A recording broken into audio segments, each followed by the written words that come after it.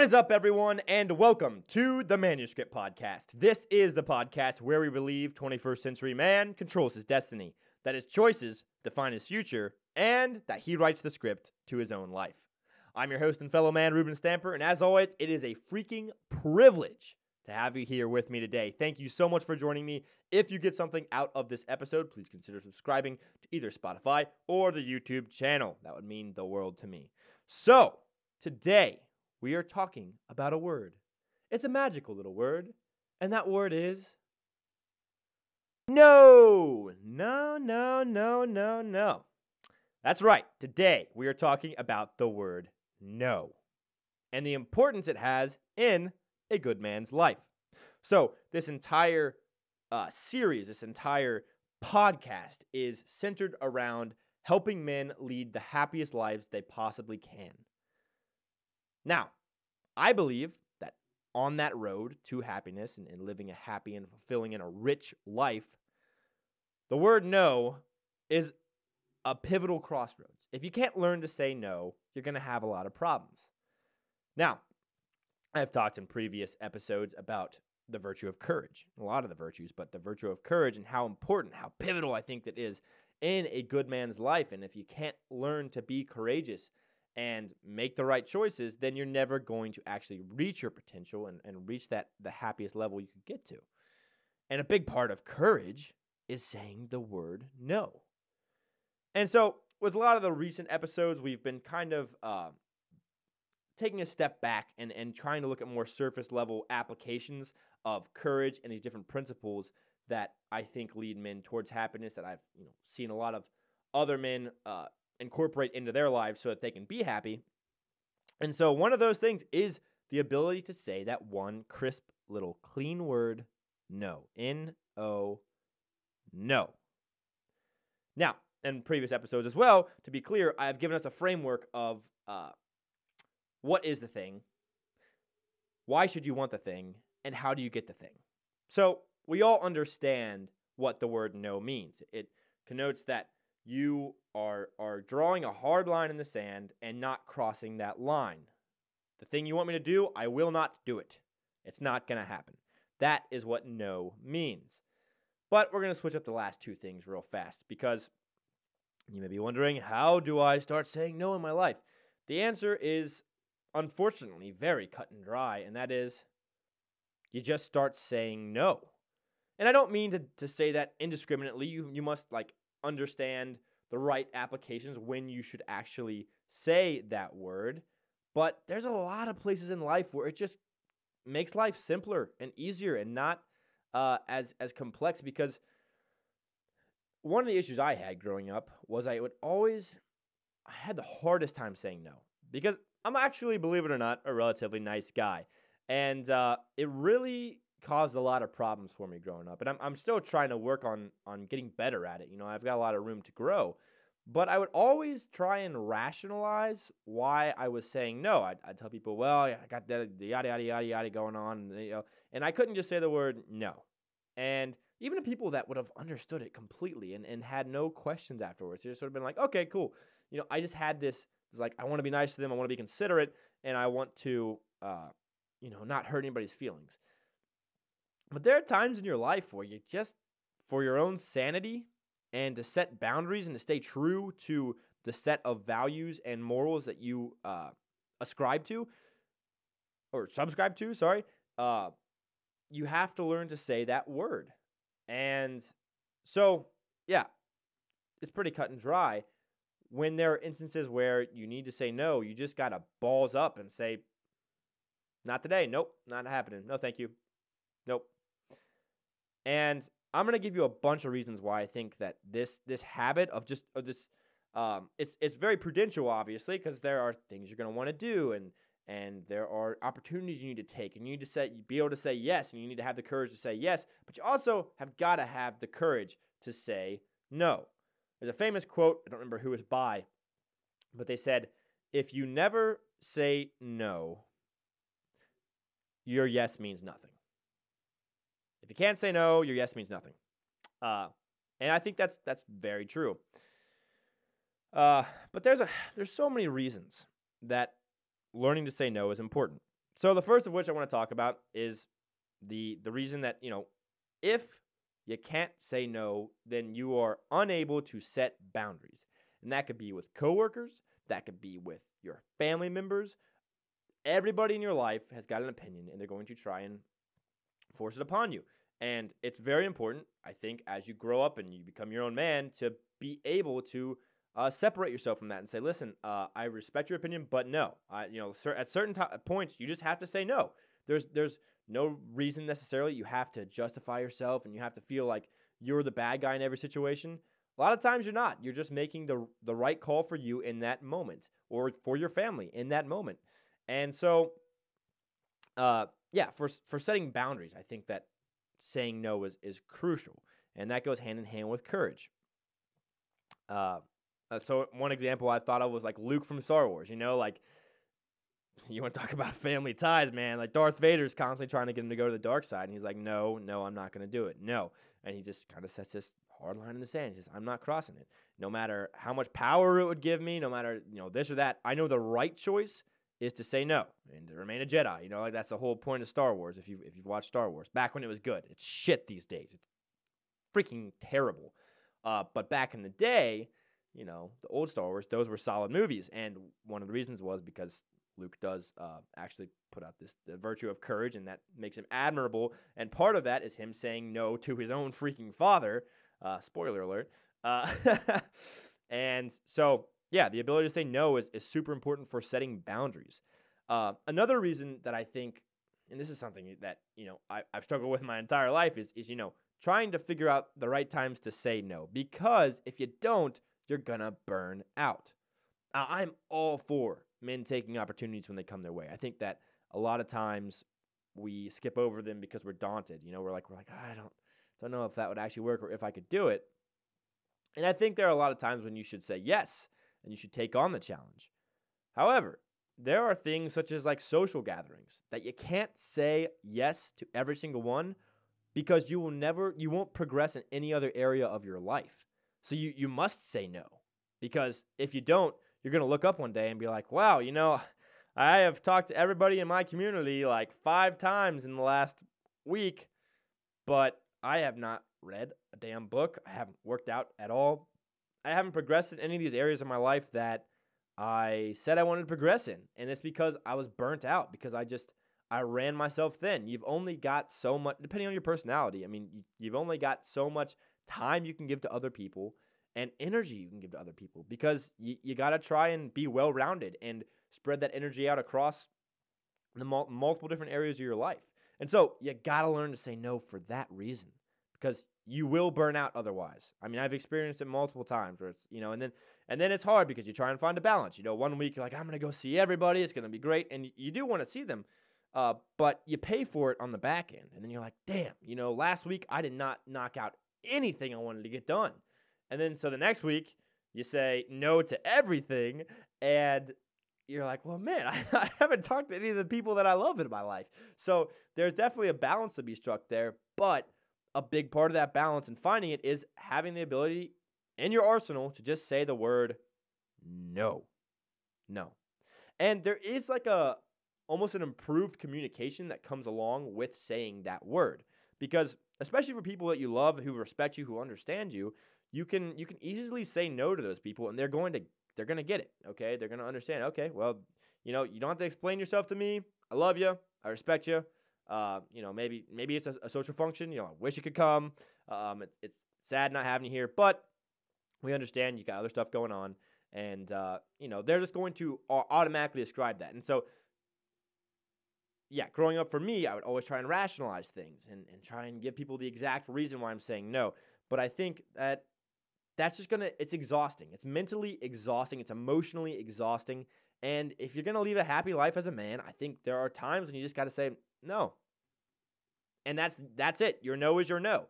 And people got to respect that.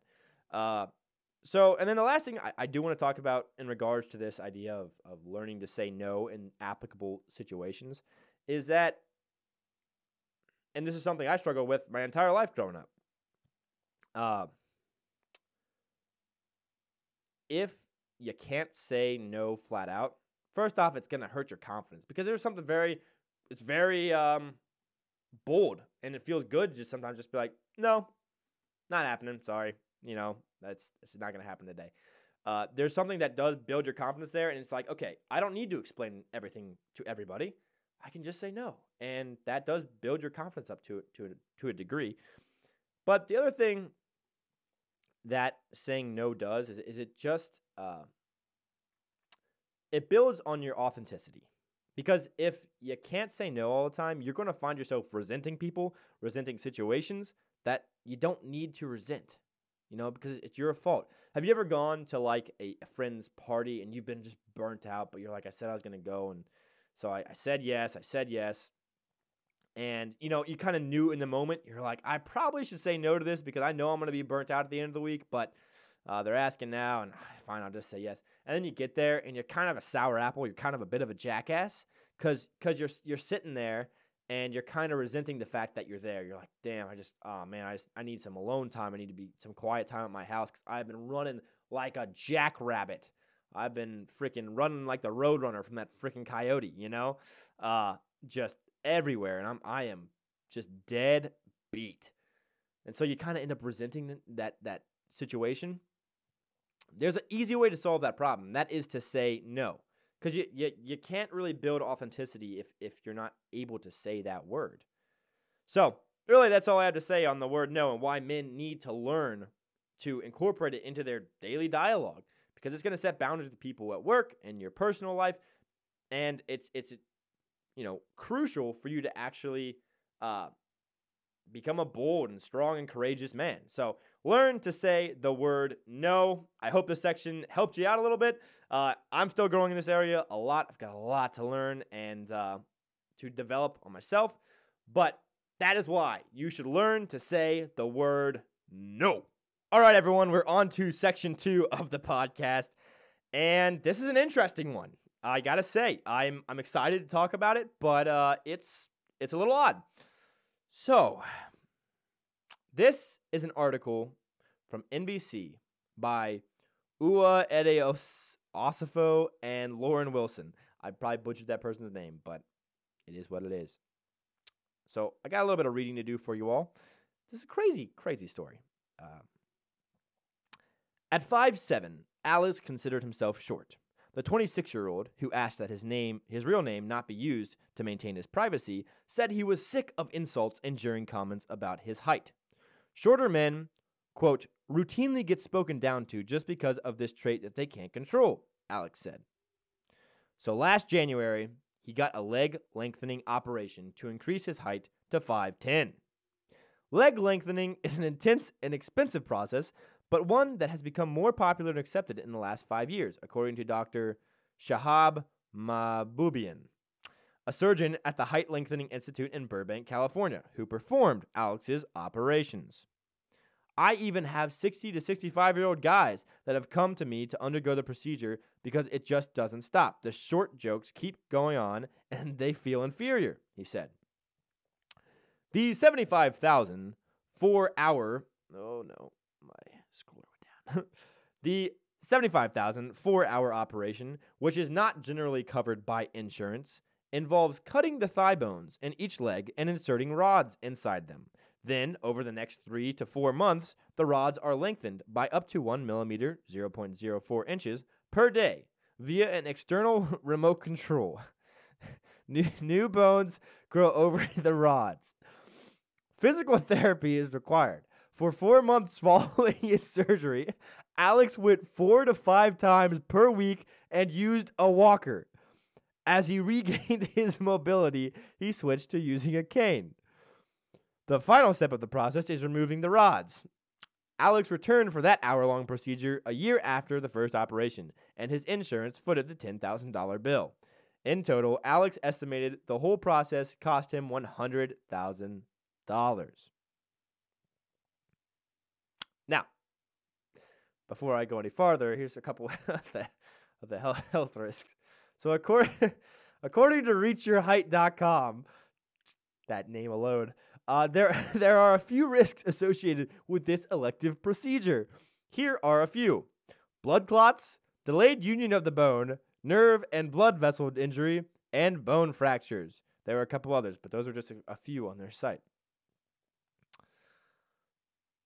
So this world we live in is freaking crazy, okay? It really is wild that there are people who are, and I'm not saying that they didn't have short comments made to them, but they're so desperate to get out of a way society may be looking at them that they're willing to cut their thigh bones in half and insert rods into their legs and then extend the rods and stretch the bones and stretch all the soft tissue and the muscle and the nerves and the blood vessels. Just stretched out like a hammock. It's wild. We live in a really, really wild world, you know? And I've got a couple thoughts on this. And people are going to say, Reuben, this is insensitive. And this is, how could you, you know? I don't care. I'm sorry, you know? We were just talking before about the ability to say no. I'm gonna ask people who may be shorter that are watching this, say no to this. Say no to this. This, in my opinion, is a questionable surgery, if not a stupid surgery. Ugh, I said it. Okay. So my first thought is this. Confidence is not attached to your height, okay? If you have very low confidence beforehand and then you bump up 3 inches, I do not think your confidence is going to just skyrocket with your height, okay? It's not directly linked to that. I think confidence is fostered over time, and it's built into your character, not your frame, okay? It's your character. It's like, if I feel sure of who I am as a man, no matter my height, like freaking Napoleon ruled nations, and I'm not saying he was a good guy, but like, he did, and he was known for being short. Our presidents ran this freaking amazing country that we have, the United States of America, way back when, and they were, a lot of them were short as hell. I think, John Adams, is that who it was? Yeah. Was like short dude, pretty darn short. And there were a lot of presidents that were short, that were like, you know, middle of the 5 foot range, like 5'5", 5'8", you know, like in that range. Very common. And so I don't think you really can get to be president if you don't have a certain level of confidence. And yeah, I think that this idea that, oh, you know, if I just get taller, all of a sudden all my confidence problems are going to be fixed. Nah, man. I don't think that's true. I think you need to work on yourself a little more and stop listening to what everyone else is saying, you know? Part of the first part of this podcast was about saying no, and sometimes you got to say, try and block out what other people may be thinking about you societally, man. Stop caring. Why do you care so much? So much that you're willing to cut your leg bones up. I mean, good night. That's wild. You know, there's a very famous saying that comparison is the thief of all joy. And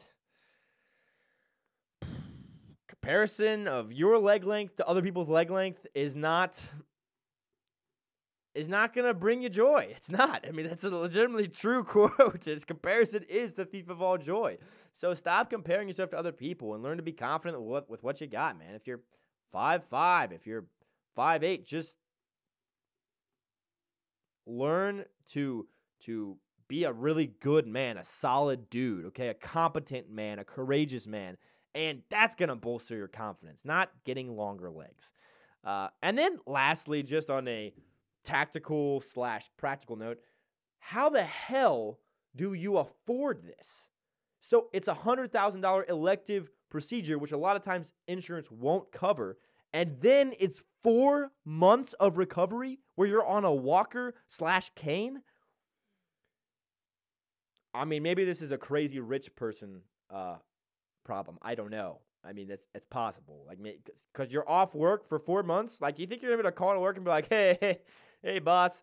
So my legs are a little short. I'd like to get them cut open, and I'd like to grow in height. So could you pay me for the next 4 months? I won't be able to work. I won't be able to go into work, and working from home is going to be hard because I'm going to be in a hell of a lot of pain, and, you know, I'm growing bones. I mean, you get it. It's a process. But, yeah, could you pay me for the next 4 months? Hell no. Boss is, if he's a smart boss, is going to be like, dude, no, I'm not doing that. And so you got those 4 months that you kind of have to take off work, and you're paying out of pocket a lot of money. That's wild. It's a weird thing where it's like, we live in a world where people are like, well, if you're rich, you're going to be fine and life's going to be great.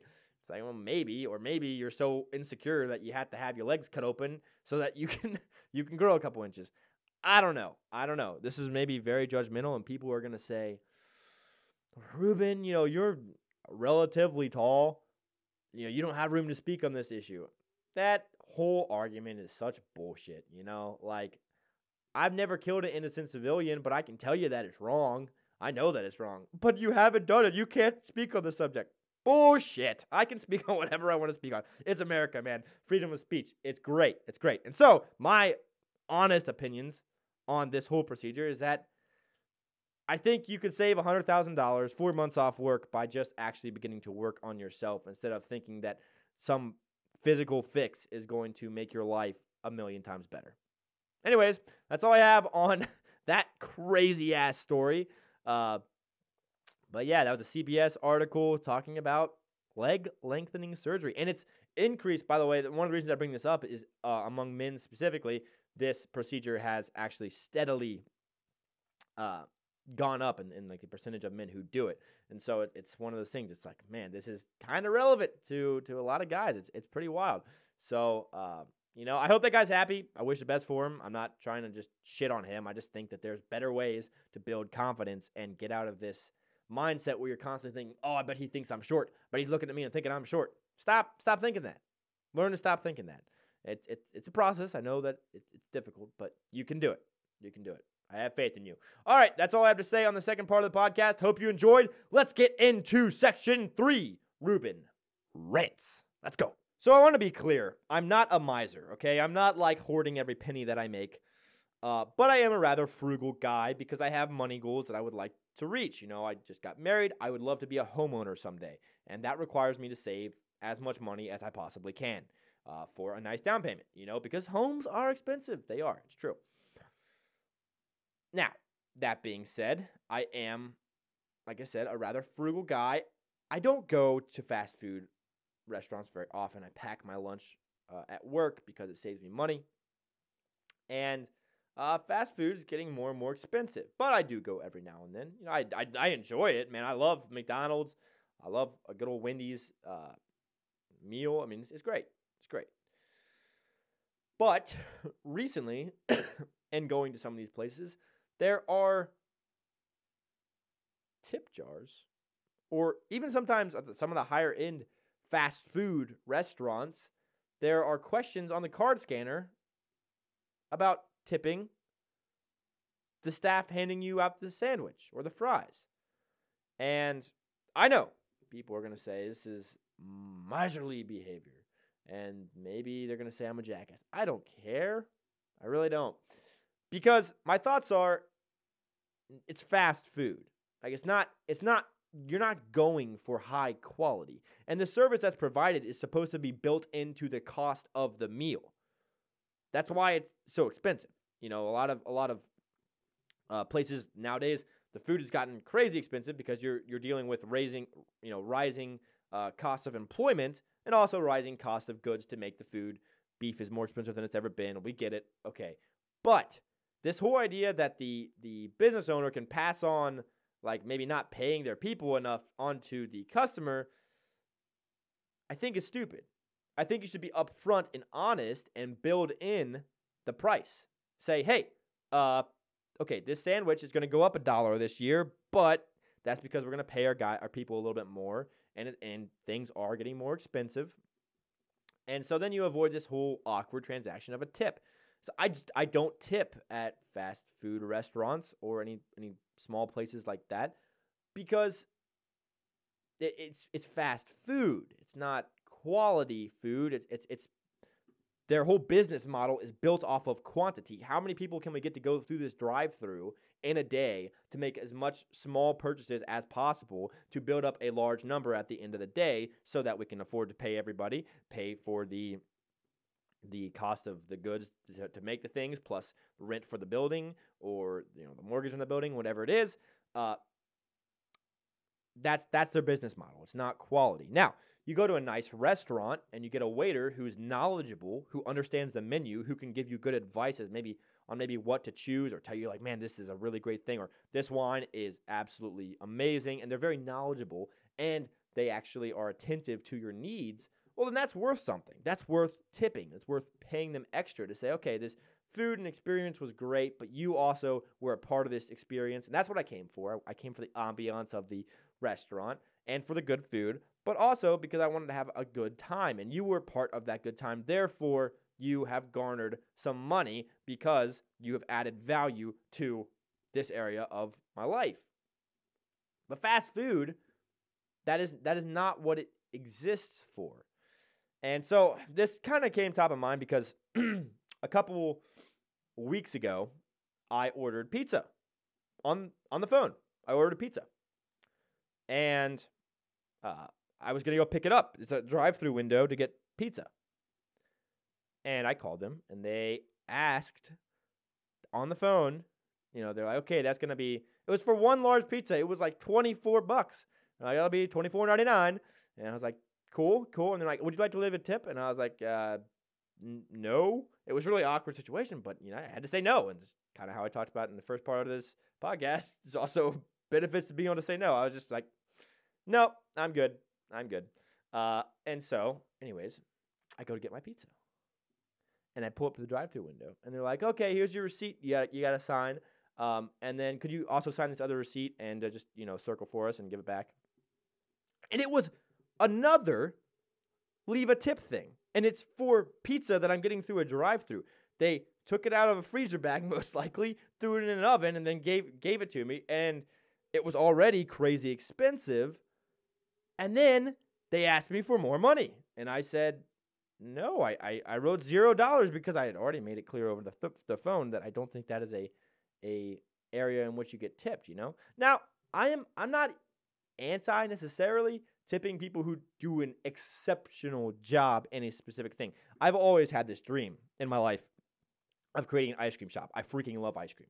It's like one of my biggest vices. It's so good. It's Lent. I'm Catholic, so I'm giving it up for Lent. But ice cream, amazing. And one of my dreams one day is to open an ice cream shop, and it'll be like Smiles and Scoops or something. I don't know what the name is exactly yet, but I do know that one of the pivotal parts of the business model is going to be the servers must brighten your day in some way. They must show you a grand old smile and say, how are you today, sir? I'd love to serve you some ice cream. And what can I get for you? And just to be very, very jovial behind the ice cream counter. Because there is a legitimate reason for this. And I'm sure you all would agree with me on this. When you go to an ice cream shop and someone serves you super well and they're super happy to serve you and they just seem excited and they're just joyful to see the smile on your face once you taste that absolutely amazing, butter pecan ice cream. You take your first bite and you're like, oh my gosh, that's so good. And they just live for that moment, and or at least they act like they live for that moment. It makes the ice cream taste better. The whole experience is better. And so there have been times I'll tip those people because it's like, yeah, you added a lot of joy to my life today, and I want to give back the joy. Okay, I wanna kind of return the favor because as you were serving me the ice cream, you were so cool about it, and you were just really, really fun and jovial. And you had a great attitude about it because it's a job that you easily could see not having a great attitude about. But when I open my ice cream shop, hell yeah, we are going to have the happiest people there. It's going to be amazing. People are going to walk in. It's going to be bright colors everywhere, like an old-timey ice cream shop. It's going to be amazing. I can't wait. Anyways, I'm completely off topic. But if people do that and they're behind the counter, but they really are showing that they are choosing to be exceptional at their job, then, yeah, give them a tip. Absolutely. Be generous. I'm all for generosity. But I do not think that expecting a tip in a fast food setting is the right thing to do. It kind of ruffles my feathers. Now, you may say I'm a jackass. That's totally cool. Put it in the comments below. I don't care. I'd love to hear your all's thoughts on the tipping situation and also the leg lengthening surgeries that I talked about before. Crazy. But, yeah, that's my fast food opinion. I don't think that tipping at fast food joints should be the norm. Anyways, that's all I have to say on that. Hope you enjoyed. All right, everyone, that about does it for this episode of the Manuscript Podcast. Thank you so much for watching. It really means the world to me. I hope you enjoyed this episode. Hope you got something out of it, learned something that you could maybe apply to your life, or learn some interesting information that you can talk about at a party next time you're there. You'd be like, bro, dude, did you hear about this leg lengthening surgery? And then you have to check real fast below their knees, make sure there's not all these scars. So you're not talking to one of the people who have had it. Be like, man, that's whack, isn't it? Or maybe you're pro. Maybe you're like, let's go. Leg lengthening surgery. Hip, hip, hooray. Maybe. I don't know. But I hope you got something out of this episode. Have yourself a great day. As always, remember, there's a better life out there. Let's get after it. Peace.